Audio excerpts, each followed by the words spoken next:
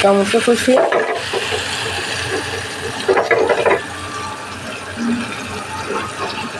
এরকম মাছ 4টা খাইছে বন্ধুরা। 4টা ভাগ করছে। আমাকে বলতেছে সবাই কিভাবে রান্না করবে, আমি বলতেছি আমি আমার মতো রান্না করব। এখন আপনাদেরকে দেখাইতেছি রেসিপিটা। যদি আপনারা এইভাবে রাঁধেন আমাকে কমেন্ট করে জানাইয়েন। আমাকে রেসিপি সম্বন্ধে আপনারা বুঝে দিয়েন।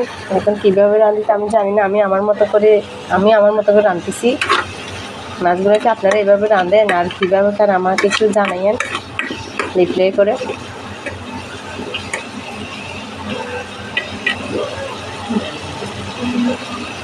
এখানে দিয়ে দিচ্ছি বন্ধুরা হলুদ গুঁড়ি,